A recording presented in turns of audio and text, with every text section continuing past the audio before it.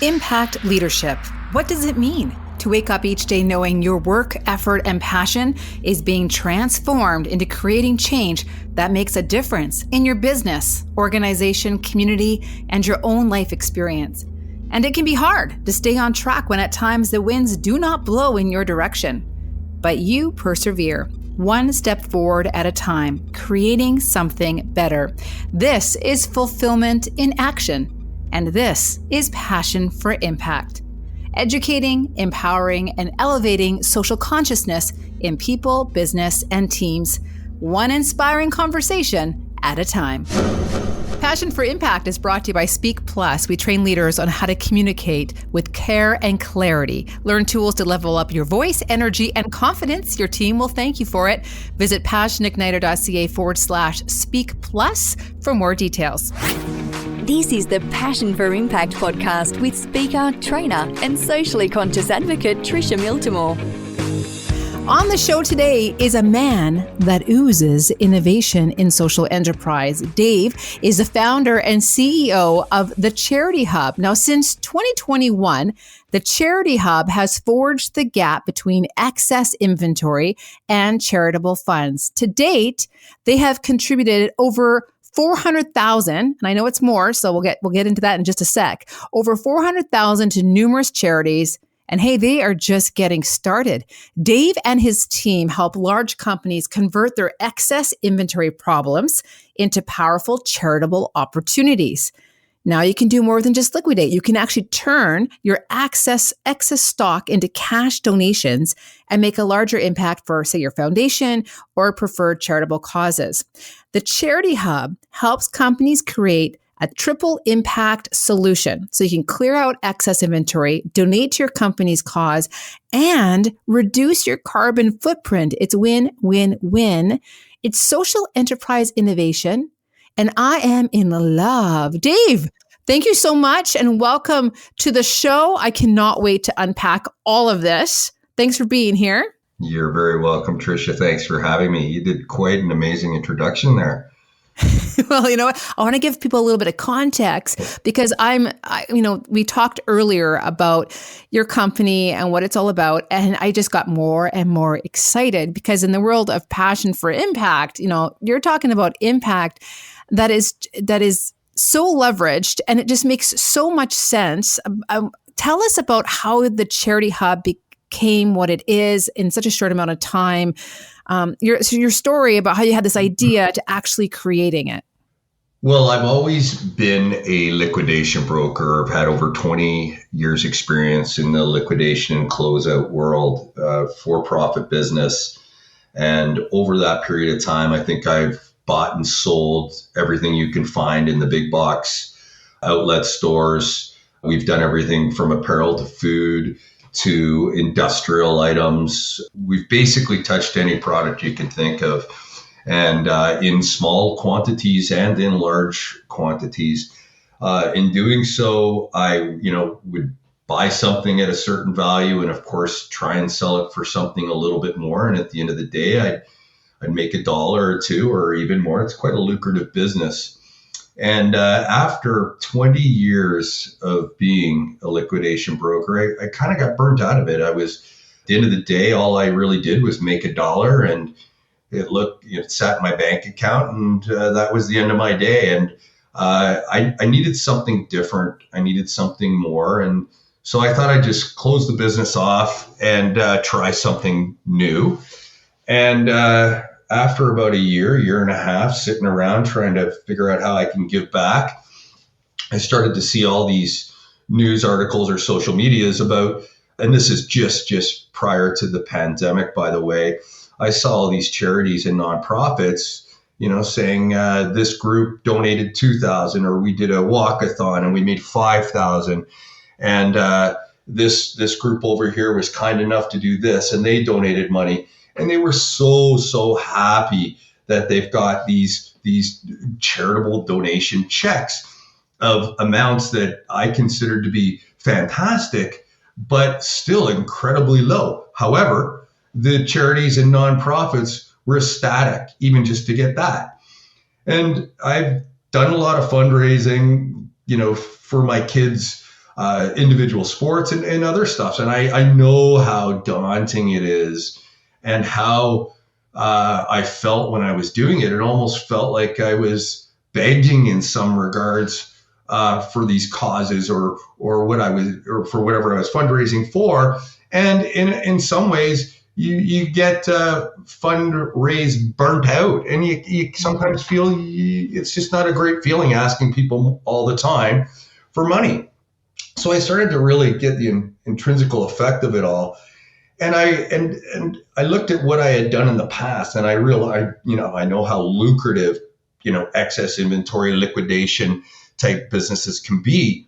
And I was like, I wonder what it would be like if I just, took my old business model and I started to create cash for charities and nonprofits. And that piece of the puzzle, or that change in business model, injected a huge amount of my own personal heart and energy into it. And it came almost like a rebirth of my liquidation career. And now I go out and I turn excess into impact, and it feels fantastic. Now, what I didn't realize in doing this is when I first started, I was kind of holding on to a bunch of my old business model tactics, which was buying low and selling higher. And I set a goal for 2021 of, if I can turn a bunch of cash into charitable funds, I'm going to set a target of $100,000 and see where it goes from there. Well, I hit the target in about 65 days. And right then I knew I had, the lion by the tail. So I was very interested then in how to create better structure and really pour some fire on this business model. And I'm a social enterprise, so I'm a for-profit business. And I was like, okay, I wonder if I should be a charity or a nonprofit. So I looked into that, and I went and talked to the CRA, and I talked to basically the top legal opinions on charities and nonprofits in Canada. And they looked at my business model, which is basically liquidating product. And that classifies under something called gift in kind. And of course, gift in kind is, for example, in the charity world, if someone's got an oil painting on their wall and they want to donate it to a certain charity. Well, that needs to be appraised, because the charity that's going to receive that is going to issue a charitable receipt. And the charitable receipt represents what that painting is worth. Well, I deal in so many different types of products on a daily basis, and they're all different classifications of what they resemble. In other words, I have brand new creme de la creme product, but I also have a lot of customer return products from, big box electronic stores, for example. I've even got used blenders. So what is a new blender worth? Well, I can figure that out pretty quickly, but it's hard to appraise what a truckload of blenders is now worth that are all purple or pink, and no one wants them. Second of all, what that purple and pink blender is if they've all been customer returns and been used. And in order to do so, you need a professional opinion, which I couldn't get. So I was at a dead end, and I said to the lawyers in the CRA, so what do I do? And they said, well, you're legally, as a for-profit business, allowed to donate up to 75% of your net profits to a charity or a nonprofit. And I said, okay, well, that's what I'll do.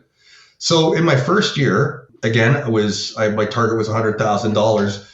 We ended up considerably higher than that. And now we're close to 24 months, and I think we're just around $500,000 in charitable funds that we've raised by turning excess into impact. Wow. 24 months, $500,000 of impact. That's incredible. Thank you. That must be, it must feel really good. And then, of course, beyond that, it must feel, as an entrepreneur, satisfying to be able to use the puzzle pieces of your past, like the experience of your past, and then leverage off that. Yeah, it's been phenomenal. The word startup is a bit of a buzzword, and even though we're in quotes, a startup, we're not a startup. unfortunately a bunch of old dogs that have the old tricks, and I've been in this business a long time. I just tweaked the business model to turn it into something impactful. And that was why that's why I believe the success happened so quickly. I knew the business model worked. What I didn't realize and I didn't see coming was that corporate social responsibility and ESG, which is environmental, social, and governance, was at the forefront now. And all these large corporations were desperate to do something different and to do something better and do something more responsible and sustainable with their products. So when I used to go in and buy the 5,000 blenders, it was always, okay, well, what do you want to buy them for? And I said, well, what do you want to sell them for? And that dog and pony show would go. The conversations now with these corporations are so different. They embrace what the Charity Hub is doing because we're solving a major problem they have, which is called the red zone, which is the inventory that's not selling anymore. It's the customer return stuff. It's the slow stock, the dead stock, the damaged box stuff, the shelf pulls, whatever you want to call them. It's a non-profit area for them. They're using liquidation brokers already, and they're super concerned about the channels they put their product into. Well, we know all about that. We've been doing it for far too long. So now we're partnering with them as a true partner, let's call it as an external sales force, and we're taking that headache away from them. We're turning the product into cash for their corporation to donate into something they support. So now the people that perk up are the CFOs and the marketing and the CEOs. And the reason why there's 3 different perk ups is the marketing person says, holy moly, I can now use what we just did because we donated to A, B, C, or D as part of our marketing and part of our corporate social responsibility. And our shareholders are going to love this because now they can see that they're investing in a corporation that is doing good. Now the CFO says, hey, let's keep liquidating, but let's use the broker for good, I call it. And we've already written the product off or written down. The Charity Hub will either buy our product or we can give it to them. I don't use the word donate because we're not a charity or a nonprofit, but we buy product at a rate that's agreed upon. So they're selling it to a broker. We're a broker as well, but we're the broker for good. And we're transparent. We tell them where it's going. And we also talk to them about what channels we're putting it in. We don't want to be selling it into customer A if that product's already in customer A. We're a global company. We can put it anywhere around the world.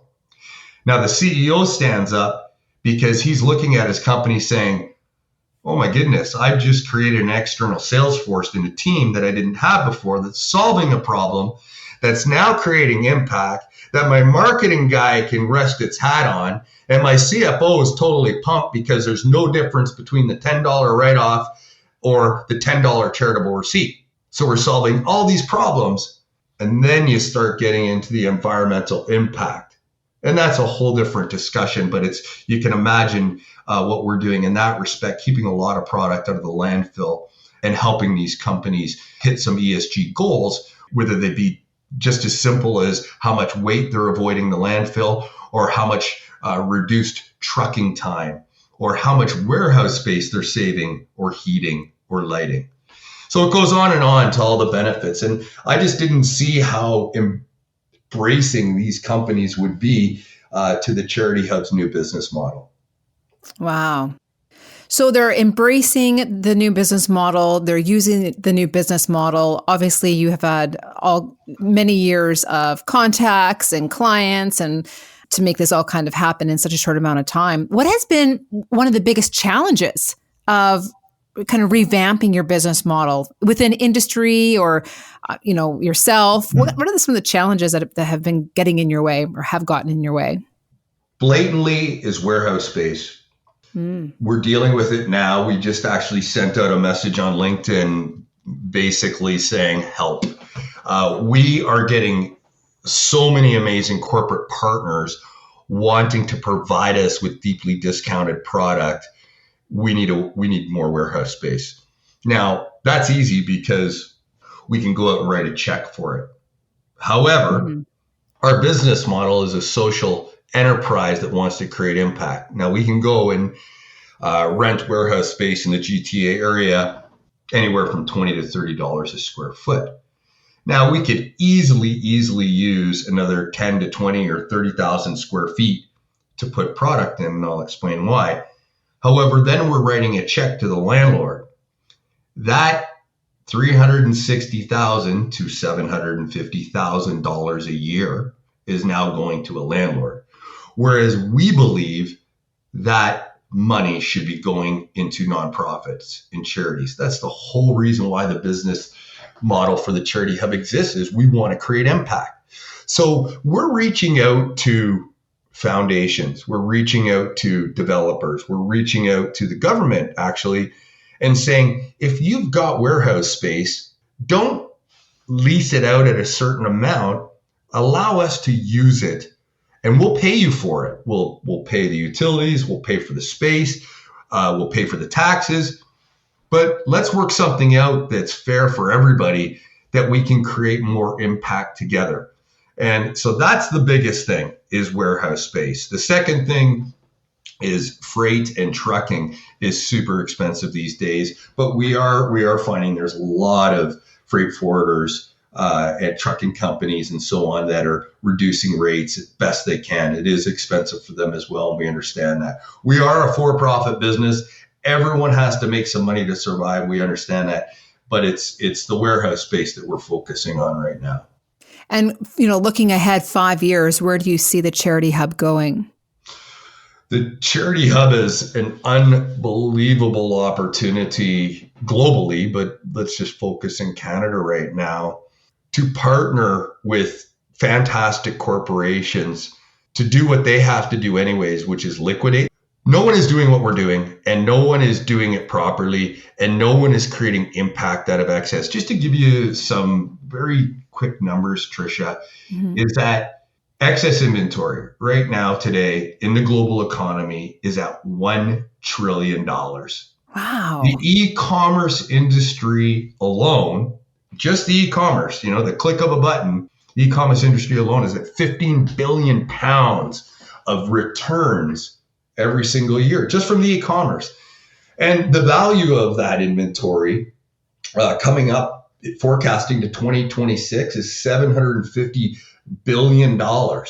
This has been in the globe, and this is not news. This is in front of everybody. $750 billion of product that we can turn into impact. And charities are growing by 6% globally a year. And there's a funding deficit that we're looking at of basically $23 billion in 2026. And I make the really, slapstick joke that the landfills are getting richer and the charities are getting poorer. Wow. And the Charity Hub is putting their foot in that and saying, no, we need some balance here. And there's huge opportunity to do that. So what does that mean? It means that Charity Hub's, I've got unlimited supply and unlimited demand, and that's economics 101 is the charities are always going to be there. They're going to grow. Our planet's growing, our population's growing, and there's going to be more and more need for cash, and there always will be. The sad part is population's growing, and we keep clicking, and we keep seeing excess inventory. And we can turn that into something better. And so it's a very, very interesting thing. It is so exciting. I mean, just to be able to hear about that you had an idea, you've created it, it's making this big impact, and it's going to continue to grow because of the ongoing demand, supply, all of it. Personally, in your own mind, you're creating this impact as well. How do you manage the expectations? Is it different than when you were an entrepreneur before? And I guess I wonder if there's a lot of pressure because there's so much that can be done, for your whole team as well, right? Yeah, I think the biggest thing we're trying to do is remain uber focused on structure, having created a number of companies. There are pitfalls, and I understand what those are. And the biggest pitfall in any business is financial stress. And we're very conscious about financial stress. We are not in debt, which is fantastic. I invested a fair sum of money in the Charity Hub, and that has been paid back. So we're a healthy new company, startup, let's call it. However, we're very focused on partnering with the right groups. We're always open to conversation. We have to do the simple things right, and we have to capitalize on what's in front of us and what our tools are. The social media side of it is incredible. The tools we have online, like LinkedIn, is phenomenal. Mm-hmm. And working with relationships. I'm a big believer. It's not what you know, it's who you know. And there are so many people or groups or foundations, whatever you'd like to call them out there, that have the ability to really launch you, have the ability to really, I kind of make a joke, but wave a wand at you and provide doors to open. And they, of course, need to trust you, and they need to have the feeling that there has been a past track record of success, which we've proven in the Charity Hub, and they need to see the vision as well. And there's a lot of amazing opportunities out there that we are working on, but we're always talking to very sophisticated organizations on how to fit. One of the most recent discussions I've had is with Intact Insurance, with Louis Gagnon, the CEO of Intact, who's a very good chat. I understand insurance claims very well. And I was explaining to Louis, the CEO at Intact, that when the insurance claim happens, the truck goes off the road, a bunch of the boxes get damaged, 30% of the inventory is toast, the rest of it is iffy. What happens to it? Well, I understand what happens to it because I've bought those deals many times before. And what happens now is the adjuster goes out and gets 3 bids on it. Well, when he gets 3 bids on it, the top bid wins. That product goes to the highest bidder. What happens to the product after that? Nobody knows. I'd like to stop that. The Charity Hub wants to create a moratorium on something like that. The Charity Hub would like to have first look at any insurance claim. If we can take that product and buy it, just like one of the bids, then we can take it. We can take possession of it and control of the brand name of that product. We can go what we do, which is basically the same as the broker, and then we can go and create cash for Intact's foundation. Intact can then use that money to do something good in the communities where they live. So there's things like that and partners like that that can really amplify what the Charity Hub does. It's very inspiring. If you could sit down with an entrepreneur, someone who really truly wants to create a social enterprise through their own business, what kind of advice would you provide? Again, the number one thing that I believe where most startups fail is they put the money first and then they see if their model works. And it's a really delicate balance. And I've seen so many times these startups lease space, or they get an office, or their overhead and their burn rate escalates so fast that they begin to start to make the wrong business decisions to chase their debt or their burn, and their natural ability or the idea of why they actually got into the whole thing to begin with is lost. And it's not dissimilar to our own personal lives. Is if you get caught up in debt, it's all you're thinking about is chasing the debt or covering the debt instead of happiness or doing the right thing, even though you think you're trying to.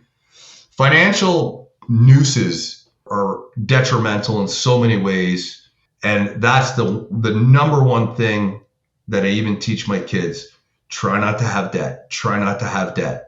And if you do have debt, make it smarter debt And if they can do that and manage it properly, then you can still try and maintain a clear head to drive forward.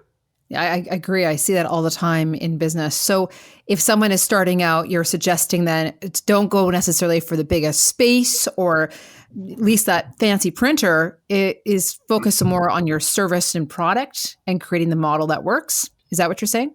Absolutely. Be frugal. Don't be cheap. Be frugal. And be careful. Be careful. Those are some important words. I think you made a statement earlier, and I should have written it down, but basically something about doing simple right is like the best route to go. Absolutely. You need to create a very simple focus, something that you can almost intrinsically live by. And if you live by that and you hold on to that, you're going to get punched in the ribs a few times. But if you're still standing, then you keep moving forward. And it's so easy to lose focus. There's a lot of chaos. There's a lot of vibration. There's a lot of this constant hot pin pokes that can make you turn your head. And you got to get used to them, because that's not really going to affect your long-term approach if you keep looking forward. Life's not easy. Business isn't easy. And you just got to remain, heavy-footed and keep stomping through. But if you don't identify the simple things, then you're going to fall into the chaos, because you're not going to be focused. You're going to be looking in circles. And that's a terrible way to grow a business and to live. Right. Or you end up going down the path of the shiny object syndrome, right? Down the rabbit holes. Yes. Okay. So what habits, personal habits, do you have that really support your own growth mindset? Do tell. I'm a big believer of exercise. Exercise is the key. and so I throw exercise into my daily routine, whether it be lunch hour hockey or mountain biking. Just clear the head, breathe, even a walk. Music is great as well. But that's something I really, really live by. Exercise does so many things for your body, for your system, and especially for your mind. Mm-hmm. It really does, doesn't it? And it's also, I find with my clients, I'm always, the first thing we work on is create something that's going to help your health that you do daily. And it could be the smallest thing, but it feels like you're investing in yourself. And there's just like this personal level of pride that follows along with it. And it kind of transfers discipline into other areas of your life too. Absolutely. What is one of your favorite books? The Wealthy Barber. Yeah. Is it really? Yeah, it is. Nice. It has a lot of principles that I live by, and I brought that book up to many, many people. And again, it gets back to being simplistic and following very simple rules. And if you follow simple rules that are very powerful, it makes things very simple and an easy way to win. That is good to know. Okay, so The Wealthy Barber is I should actually collect every one of my guests' recommendations and put it into a blog post or something like that. I should have thought of that a long time ago. Wealthy Barber. So how do you help your team members to focus on that growth mindset over, the grind of the work that needs to be done to keep their mindset in the positive realm versus maybe any overwhelm or negativity? Well, first of all, the Charity Hub was created on the basis of doing good. And that's what we've all bought into and that we strive towards. The principles within the Charity Hub have not taken a nickel out of the business. We're working for free. And that gets back to, of course, burn rate and so on. Mm-hmm. We're creating something and working for free because we believe in it. And it's one of those things where if you build it, then they will come. And I really try and be a hands-off, I don't like the word manager, but that's kind of how I know people are good at what they're good at. And if you let them do that, then they will be successful. And I think the people that are involved in the Charity Hub, they know they can contribute in a massive way in the area that they're an expert in. And there's the people that we have working in the Charity Hub have embraced it as their own. And I think that's what makes them successful as well. I guess it would be also just that culture that you create about impact, but also being able to do it on their own terms in some ways, right? And being able to contribute in a way where they're not being micromanaged. Absolutely. That is so important. No one wants to be micromanaged. No. Okay. I want to go back to a little bit more of your entrepreneurial wisdom. This happens for so many people. They're started a business or they're in their business, and it's growing. Things are working. They could be a social enterprise or maybe not. But how do you, for yourself, make decisions in business when it really is, there's a lot on the line and the bubble gets bigger, the decisions get bigger, the stakes get bigger. So do you have any kind of personal philosophy for anyone who's listening who has to make a big decision in business right now? How do you make those decisions? I've always listened to my gut feeling, and that's on my personal side and in my business side. The reason why I listen to my gut feeling is because it's mine. And therefore, I then take responsibility of my action after that. And I do believe that we are built in a way to survive. We're survivors. Mm-hmm. And I believe your gut feeling, if you listen to it, it will direct you. And it might seem a bit corny, but people that are spiritual or are focused in a certain area where they take a lot of deep emotions out of everything they do every day, listen to their gut feelings. And the gut feeling, when it becomes the wrong answer, if you failed, at least it's your gut feeling and you will learn by it.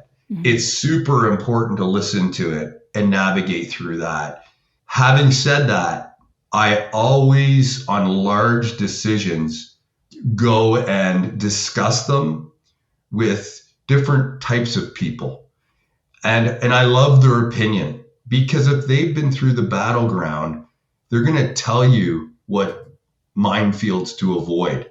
Now, you can still try and step on one of those minefields because it might work out differently for you, but it's way easier to navigate through them once you've gotten the pathway from their experience.